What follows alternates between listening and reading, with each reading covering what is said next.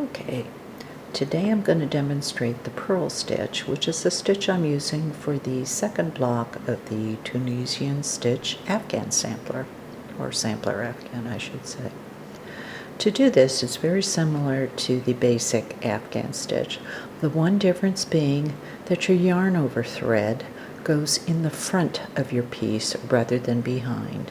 So once you have it in front, you go through the loop, yarn over, pull through the loop, yarn over,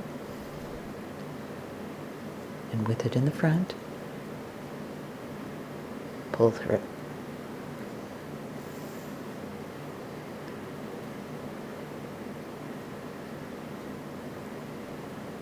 And my stitches are a little loose because I had to rip out, because my first take on this, my washing machine alarms decided to go off and made a racket in the background, which I found extremely distracting, and I'm sure you would have as well.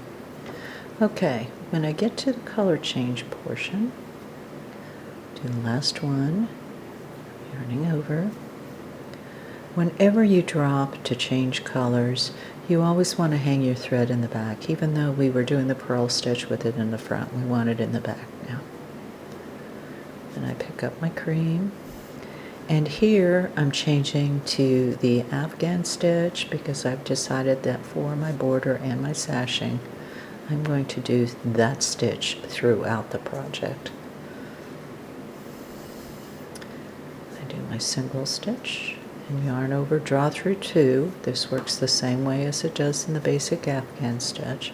In fact, all of the Tunisian stitch rows work the same way when it comes to reducing down to one stitch again.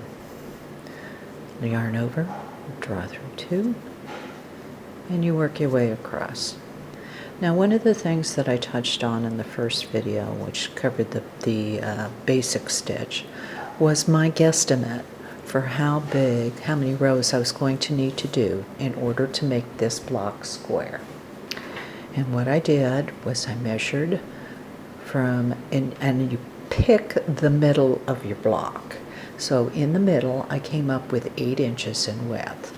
In order to get 8 inches in length, I guessed that it was going to be 27 rows based on my calculation of 3 rows for every 4 stitches.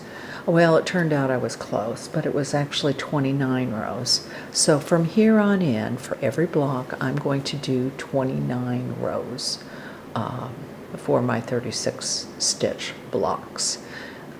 It's up to you. If you do, say, a 30 stitch block, do the number of rows that needs to get that first block square. But then after that, you need to do all the rest of your blocks the same number of rows. And the reason for that is if you're going to do sashing in between each one of these, you want them to match up as you add your columns of blocks to the project. This will make more sense when we start working on the separate column, but trust me, even if it isn't quite square, depending on the stitch, and there will be some that it won't be. It's looking like with this one, I'm right at 29 now. It looks like I'm still at 8 inches. When we do the knit stitch, some of those stitches are denser. They're the stitch up and down. I can't decide whether to use length or width when I describe this, but the stitch up and down, it isn't as tall. It's about as tall as it is wide. And it'll make more sense when we get to the knit stitch. I haven't yet decided what I'm going to do for the third block. You'll know when I get to it. And the reason is I want to try to keep building off the knit and the purl stitches. And I know there are several of the stitch designs in that booklet that incorporate these two. So, till the next time, thanks for watching. Bye.